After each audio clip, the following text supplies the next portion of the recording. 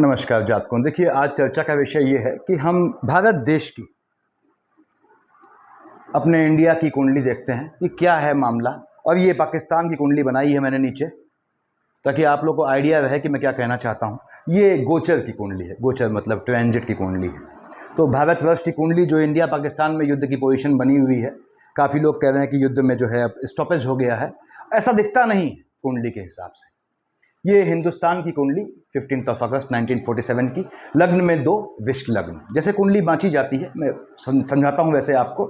और चंद्रमा जहाँ बैठा है वहाँ क्या है, कर्क राशि, यानी विश्व लग्न कर्क राशि थी। देखिए, जन्म के समय हिंदुस्तान का जन्म, ये इसका पुनर्जन्म था। क्योंकि हिंदुस्तान तो पैदा कब हुआ, ये 15 अगस्त 1947 में पैदा हुआ। भारत देश तो सदियों से, सदियों अनंत काल से चला आ रहा है। तो पार्टीशन के बाद इसका जो है पुनर्जन्म हुआ, उसकी मैं बात कर रहा हूं। यहाँ पे लग्न में 2, विश्व लग्न। अब मेष का सूर्य उच्च का होता है, यहाँ पे नहीं है। विष का चंद्रमा नहीं है, मकर का मंगल नहीं है, कन्या का बुध नहीं है, कर्क का बृहस्पति यहाँ पे नहीं है। देखिए, तुला का शनि ये भी नहीं है, मीन का शुक्र नहीं है, मिथुन का राहु नहीं है। मंगल महाराज सेकंड हाउस में बैठे थे। और थर्ड हाउस में शनि, चंद्रमा, सूर्य, शुक्र, बुध 5 ग्रहों की युति थी। थर्ड हाउस किसका होता है, भाई बहनों का।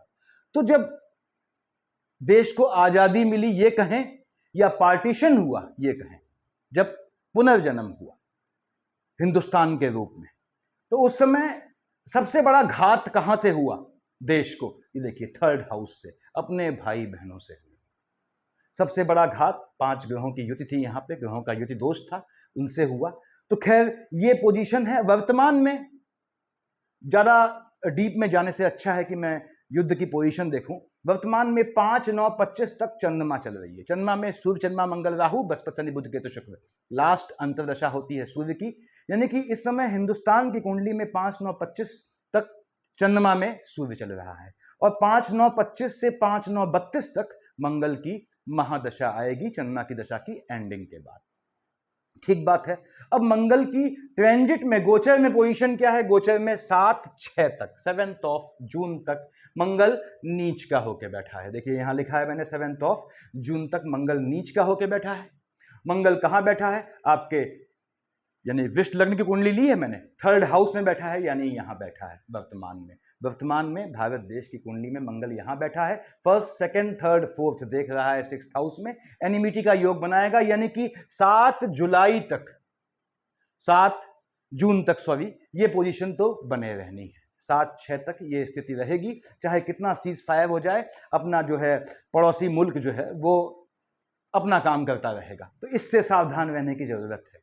यानी 6th मंथ, 7 जून तक ये स्थिति आपकी मेंटेन्ड है। उसके बाद धीमे धीमे सुकून आएगा, ऐसा दिखता है।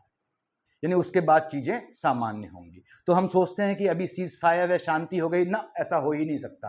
पड़ोसी देश निश्चित रूप से जो है वो किसी भी मार्फत जो है अपना खेल खेलता रहेगा। तो हमें सावधान रहने की जरूरत है 7 जून तक।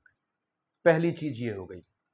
दूसरी बात, उसके बाद मंगल शिफ्ट हो जाएगा 4th हाउस में, तो इस चीज में सुकून आ जाएगा।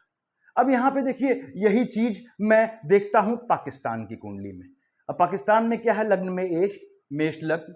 अब यहां चंद्रमा कहां बैठा था, आपने कहा साहब चंद्रमा बैठा था 3, यानी मिथुन राशि। अब पाकिस्तान की दशा क्या चल रही है इस समय, 5-28 तक शुक्र की दशा है। ठीक, देखिए 5-28 तक शुक्र है। और अभी आपका 23-9-27 तक शुक्र में बुध चल रहे हैं।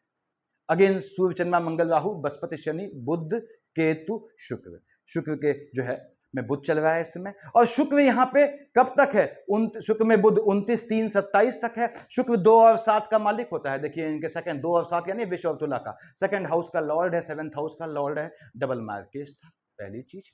उसमें बुध चल रहा है, बुध 3 और 6 का मालिक होता है, मिथुन और कन्या का आपके 3rd हाउस का लॉर्ड है, 6th हाउस का लॉर्ड है, डबल मार्केश है। तो डबल मार्केश में डबल मार्केश था आपका, और आपने ऐसी गलती कर दी।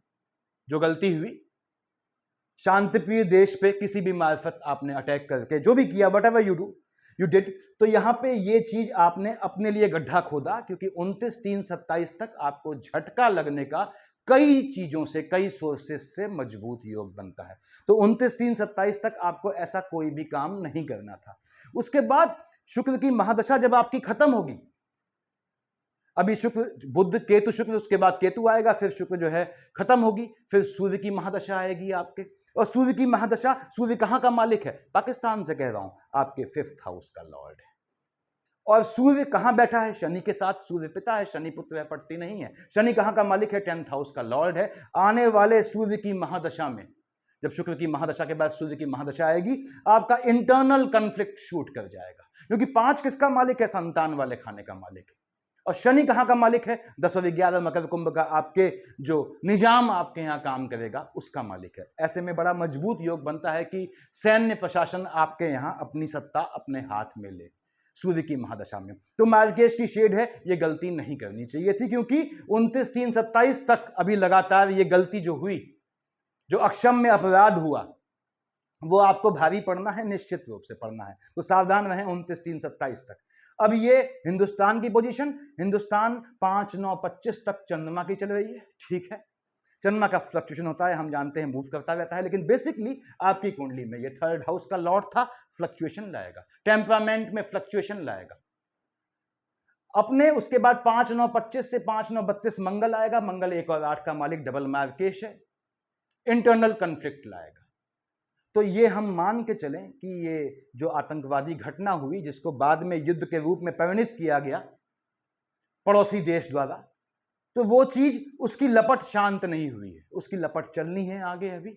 हाँ, वर्तमान में जो, अगर इस समय का मुद्दा बात करें इस समय की, तो यहाँ पे मंगल महाराज शिफ्ट होंगे 7/6 को। 7/6 के बाद से चीजें काफी कुछ सामान्य हो जाएंगी। जाते जाते मंगल झटका लगाता है, याद रखिएगा। तो नीच का मंगल शिफ्ट होगा तो ये स्थितियां लाएगा इस तरह का कि जो है एक बार फिर इस आग में जो है लपट दिखे, जिससे हमको बचना है और सामने वाले पड़ोसी मुल्क को भी बचना है, अगर थोड़ी भी समझ है उनमें। तो बृहस्पति महाराज देखिए 2 से 3 में चले जाएंगे 15 मई को, यहां लिखा है मैंने, देखिए। तो 15/5 को बृहस्पति शिफ्ट होगा। बृहस्पति कहां लेके आया है? हिंदुस्तान 6th हाउस में लेके आया। हालांकि बृहस्पति की दशा अंतर्दशा नहीं है, इसके बाद भी ये सुकून देगा, यानी कि 15/5 के बाद भी सुकून मिलने का योग बनता है इस 15/5 जो आ रही 15 मई।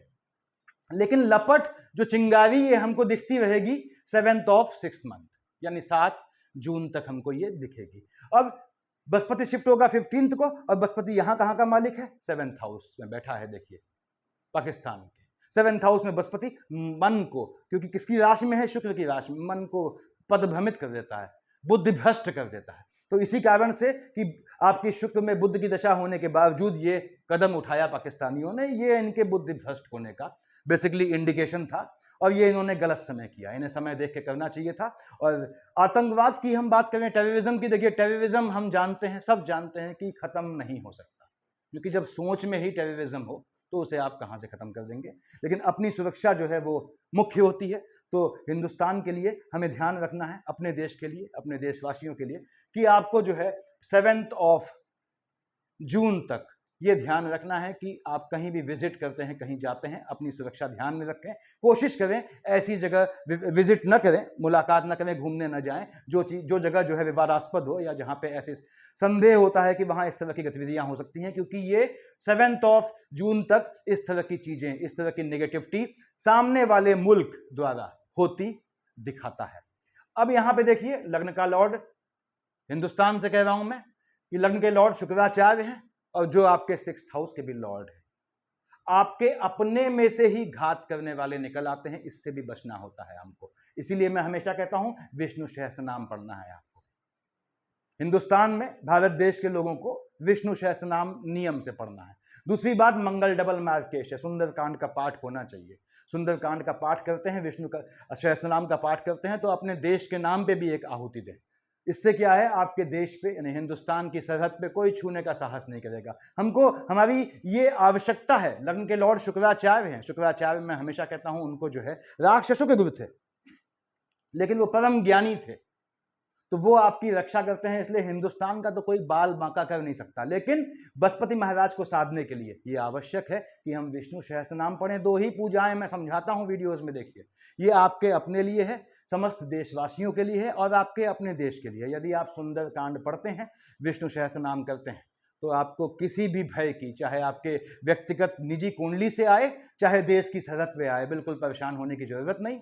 तो उन जो शहीद हुए हैं हमारे हिंदुस्तानी फौजी, उनको श्रद्धांजलि दें और याद रखें, फिर से कहता हूं कि विष्णु सहस्त्रनाम पढ़ना स्टार्ट कर दें, बृहस्पति से पढ़ेंगे।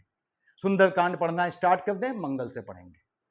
होम अवश्य दें, अपने देश के लिए एक आहुति दें, उसमें देश के जो वीर जवान बलिदान हुए हैं उनके नाम से आहुति दें, क्योंकि उनकी विधवाएं जो हैं, उनकी फैमिली जो है, जिस त्रासदी को झेल रही हैं, वो त्रासदी में आपके देश का कोई लेना देना नहीं है। वो त्रासदी में सारा लेना देना आपके पड़ोसी मुल्क द्वारा फैलाई गई जो दिक्कतें हैं, जो इरेगुलरिटीज हैं, हम चाहे उसे आतंकवाद कहें चाहे कुछ कहें, इसका है। और हमको ध्यान रखना है कि 5/9/25 से 5/9/32 तक, फिर से बोल दे रहा हूं, मंगल की दशा आएगी जात को। सावधान रहना है हिंदुस्तानियों को, क्योंकि आपका डबल मार्केश का योग बनेगा। तो भीतर घातियों से और बाहर के मुल्क के लोगों से भी बच के रहना है आपने। और विष्णु सहस्त्रनाम पढ़ेंगे, सुंदरकांड पढ़ेंगे, याद रखिएगा। ट्रांजिट मंगल का हो जाएगा, काफी लोगों को रिलीफ देगा आपके 7 जून के बाद, आपके व्यक्तिगत जीवन में भी और देश को लेके भी। देश हित जगह सर्वोपरि होता है। उसके बाद बुध महाराज यहां पे देखिए आपके 7/5 को मीन से मेष में आए थे, मैंने बताया था आप लोगों को। अब यहां पे नीच से ये सामान्य हो गए 7/5 को, इसी 7/5 को। और बुध 3 और 6 का मालिक है, इनके टेम्परामेंट का मालिक है पाकिस्तान के, और इनके 6th हाउस का लॉर्ड है। तो इनके बुध का फ्लक्चुएशन 7/5 के बाद से धीमे धीमे नॉर्मलाइज होगा। 24/5 तक इनको थोड़ी समझ आएगी कि ये जो इन्होंने स्टेप लिया था वो गलत था। तो सफिशिएंट है इतना जात को। अपना ध्यान रखें, देश हित देखें और कोशिश करें कि अपनी जो भी कमाई करते हैं उसमें से एक अंश सेना के नाम पे, फौज के नाम पे, जो भी राहत कोष है वहां दान दें। तो आपका ये जो है योगदान समकक्ष माना जाएगा जो फौजी वहां जो है दिन रात देश की रक्षा कर रहे हैं उनके। और ये हम सबकी जो है ड्यूटी बनती है, हम सबका कर्तव्य बनता है कि हम इस तरह का योगदान करें। फिर से कहता हूं, अपनी ओर से योगदान करें। कोई भी फौजी अगर शहीद होता है हिंदुस्तानी अपना सरहद पे, तो उस दिन कम से कम उसके नाम से कुछ समय के लिए मौन रखें, ताकि उसकी आत्मा को मुक्ति मिले। और जो है अपनी ओर से फिर से कहता हूं, अपनी तनख्वाह का एक हिस्सा अवश्य देश हित में दान दें। इस समय देश को आपकी जरूरत है। अगर हिंदुओं इस समय एकजुट नहीं हुए, और व्यापक रूप से कहूं हिंदुस्तानियों, जिसमें सभी भाई बहन आ गए, अगर इस समय एकजुट नहीं हुए, तो हमारे यहां भी वही स्थिति होंगी जो पाकिस्तान में है, जो बांग्लादेश में है, जिसको कोई नहीं चाहता। सफिशिएंट है इतना। Thank you.